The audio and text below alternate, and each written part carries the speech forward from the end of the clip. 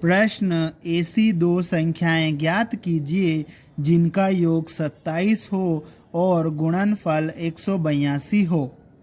इस प्रश्न में हमें दो संख्याएं ज्ञात करनी है जिनका योग 27 और गुणनफल 182 हो। इस प्रश्न को हल करने के लिए हम लिखेंगे हल। माना कि दो संख्याएं, एक संख्या को हमने x मान लिया है, ठीक है, और यहाँ पर हमें प्रश्न में दिया है कि दो संख्याओं का योग 27 है। दो संख्याओं का योग कितना है? 27 है। अगर एक संख्या हमारे पास में 10 हो तो दूसरी कितनी होगी? 17। कैसे निकाला हमने? 27 में से 10 को कम कर दिया तो 17 मिल गया, ठीक है।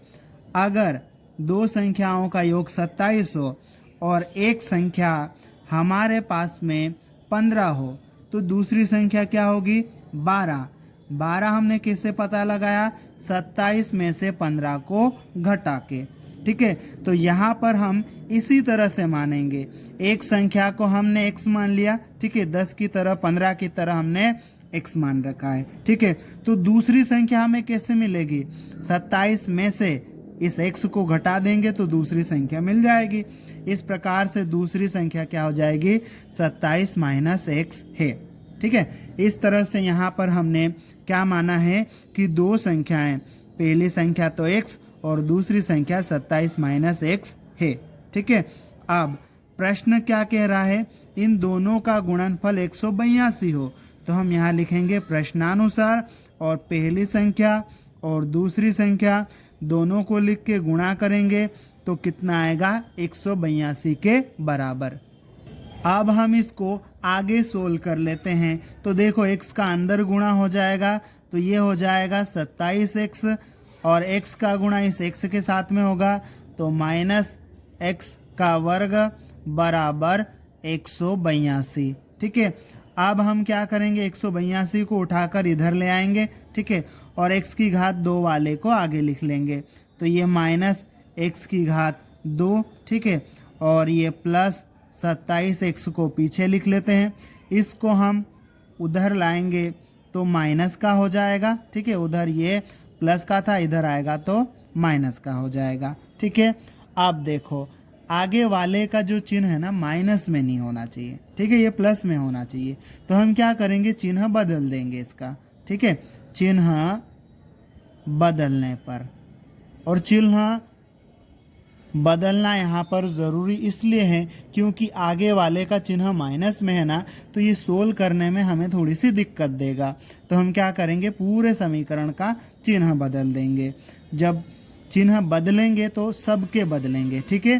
तो ये माइनस का है तो प्लस का हो जाएगा, ये प्लस का है तो माइनस 27x हो जाएगा, और ये माइनस का 182 है तो प्लस का 182, और ये बराबर 0। हमें जो प्रश्न दिया गया था उस प्रश्न की सहायता से हमने ये एक द्विघात समीकरण बना लिया है।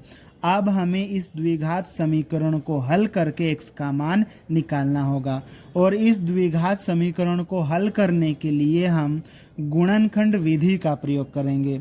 और गुणनखंड विधि से जब हम द्विघात समीकरण को हल करते हैं तो उस द्विघात समीकरण के दो खंड मीन्स दो टुकड़े करते हैं, और दो टुकड़े करने के लिए हमें इस बीच वाले पद को तोड़ना होगा, और बीच वाले पद को तोड़ने के लिए हमें इसके पड़ोसियों की मदद लेनी होगी। तो यहाँ पर देखो एक्स स्क्वायर के साथ में गुणा में क्या लिखा है? कुछ नहीं लिखा है, मतलब 1 लिखा है, ठीक है।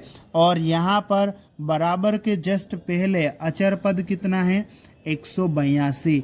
इन दोनों का गुणा कर देंगे तो क्या आ जाएगा? 182, ठीक है। अब इसके फैक्टर निकालेंगे, सोल्व करेंगे तो काफ़ी ज़्यादा टाइम लगेगा, ठीक है। तो हमको क्या करना है? दो ऐसी संख्याएं सोचना है, ठीक है, या निकालना है जिसका गुणा करने पर 182 आए और जोड़ने या घटाने पर 27 आए। इसके लिए हम 182 के अभाज्य गुणनखंड निकाल के कर सकते हैं, ठीक है। या तो हम डायरेक्ट याद रख ले कि 13 और 14 का गुणा करेंगे तो 182 आ जाएगा, ठीक है, और 13 और 14 को जोड़ेंगे तो कितना आ जाएगा, 27 आ जाएगा। ठीक है, यहाँ हमें -27 चाहिए, तो -13 -14 लेंगे तो ये -27 हो जाएगा। ठीक है, यहाँ पर x भी है तो इस पूरे में x का गुणा कर दो, तो ये -13x -14x बराबर -27x हो जाएगा। ठीक है, तो ये जो -27x है इसकी जगह पर हम -13x -14x लिखेंगे। अब हम ये x वर्ग तो लिख लेंगे। ठीक है, फिर -27x की जगह पर -13x -14x लिख देंगे। ठीक है, प्लस ये 182 बराबर 0। अब देखो यहाँ पर हम जोड़े बना लेंगे दो दो के। ठीक है, पहला जोड़ा, ये दूसरा जोड़ा। पहले जोड़े में से क्या कॉमन आएगा, जो दोनों में है, यहाँ x से यहाँ x से, तो x कॉमन आ जाएगा पहले जोड़े में से। x कॉमन आएगा, x वर्ग यानी कि x गुणित x, यहाँ 2 बार x लिखा हुआ है, एक x जाएगा तो एक x बच जाएगा। ठीक है, माइनस यहाँ से x चले जाएगा तो 13 बच जाएगा। ठीक है, अब देखो इन दोनों जोड़ों में से क्या कॉमन आएगा, ये जो 182 है ना, 13 गुणित 14 इसको लिख सकते हैं अपन, तो यहाँ भी 14 है, यहाँ भी 14 है, तो 14 को हम कॉमन ले लेंगे। ठीक है, बाहर ले लेंगे, और स्टार्टिंग वाला माइनस का है तो माइनस कॉमन लेंगे। ठीक है, तो देखो -14 कॉमन चले जाएगा तो यहाँ x बच जाएगा। ठीक है, माइनस कॉमन ले रहे ना, अंदर वालों के चिन्ह बदल जाते हैं, तो ये प्लस का है तो माइनस का हो जाएगा। ये 13 गुणित 14 है, 14 चले गया तो क्या बचेगा, यहाँ पर 13 बच जाएगा और बराबर 0। अब इसको देखो, ये पूरा एक जोड़ा समझ लो। ठीक है, इस पूरे में x -13 जो है ना सेम है, तो इस x -13 इस पूरे कोष्टक को हम कॉमन ले लेंगे। ठीक है, तो यहाँ पर क्या बचेगा, पूरा जाएगा तो x बचेगा, यहाँ से चले जाएगा तो -14 बचेगा बराबर 0। इस प्रकार से हमने ये जो द्विघात समीकरण है इसके 2 टुकड़े कर लिए हैं। अब इन दोनों टुकड़ों को हम 0 के बराबर रखेंगे।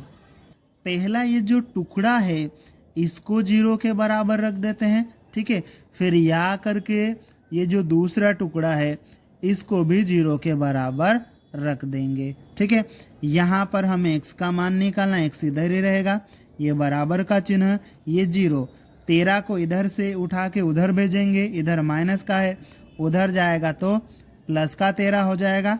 ठीक है, x बराबर 0 + 13 कितना आएगा, 13 आ जाएगा। ठीक है, अब यहाँ या लिख लेते हैं सब जगह।